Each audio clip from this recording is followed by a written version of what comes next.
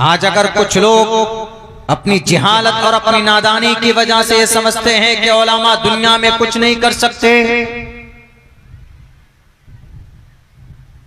तो वो अपनी समाजी एतबार से लंगड़े और लूले हैं। अपनी सोच के एतबार से वो बिल्कुल कुछ नहीं जानते, वो जाहिल हैं। इस दुनिया के अंदर जो बड़ी बड़ी तब्दीली और इनकलाब पैदा हुआ है, तो उसके पीछे हमारे उलमाए किराम का मुकम्मल हाथ है। चाहे वो जंग के मैदान हो, चाहे वो सियासी और समाजी मैदान हो। आज कुछ लोग बैठे हैं, अपने आप को तुर्रम खां समझते हैं कि हम ही मुआशरे के मालिक हैं, हम ही समाज के अंदर तब्दीली पैदा कर सकते हैं।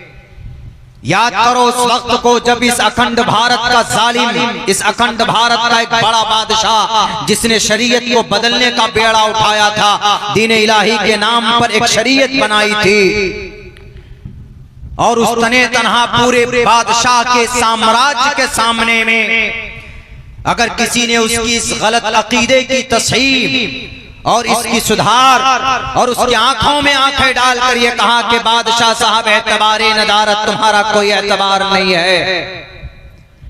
अगर उस बादशाह की इस्लाह किसी ने की थी और वो जो शरीयत को बदलना चाहता था, समाज को किसी और तरफ जहन्नम के तरफ ले जाना चाहता था, आजकल के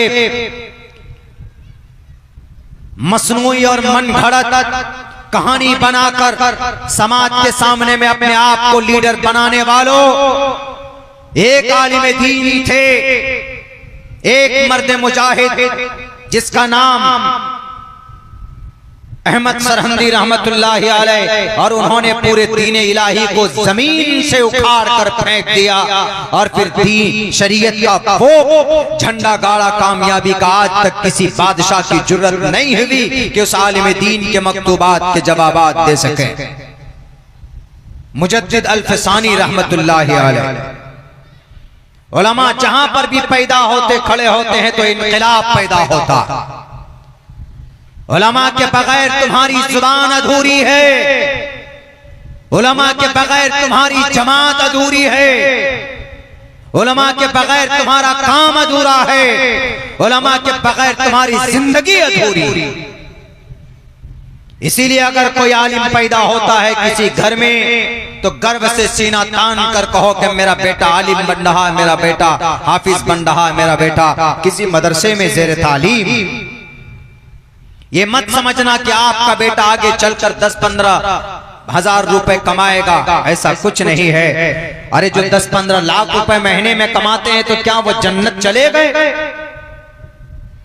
आज भी जलवा अगर किसी का है, आज भी अगर किसी की इज्जत में बढ़ोतरी होती है उसकी उम्र के साथ, तो वो मुकद्दस जमात उलमाए किराम की जमात। आज उलमा को कमजोर समझते हो, उलमा के बगैर कोई ढंग से रास्ता नहीं चल सकता। चाहे सियासत का मैदान हो, सियासत का फील्ड हो, कि समाज का कोई फील्ड हो, तालीम का कोई मैदान। तुम झूठ बोल सकते हो, आलिम दीन कभी झूठ नहीं बोल सकता। तुम रिश्वत ले सकते हो, आलिम दीन कभी रिश्वत नहीं ले सकता। तुम लोगों को अपने जाल में फंसाकर बेवकूफ बना सकते हो, एक आलिम दीन कभी भी कौम के लोगों को परेशान नहीं कर सकता। तुम क्या उलमा की अहमियत को जानो, और अल्लाह की उलमा की फजीलत तो अल्लाह अपने कुरान में पेश करता। इन्नमा यख्शल्लाह मिन इबादिल उलमा, अल्लाह के नबी की हदीस है, अल उलमा वरसतुल अंबिया। तुम डरमुंडो दाढ़ी छील छील कर तुम कुर्सी पर बैठकर कौम को बर्बाद करते हो, तुम्हारी कोई बात नहीं मानी जाए। उलमा मुकद्दस जमात, उलमा की जमात मुकद्दस थी, आज भी है, और सुबह क़यामत तक उलमाए किराम की मुकद्दस इनकी फजीलत बरकरार रहेगी। इसीलिए मिजाज बनाइए अपने बच्चे को आलिम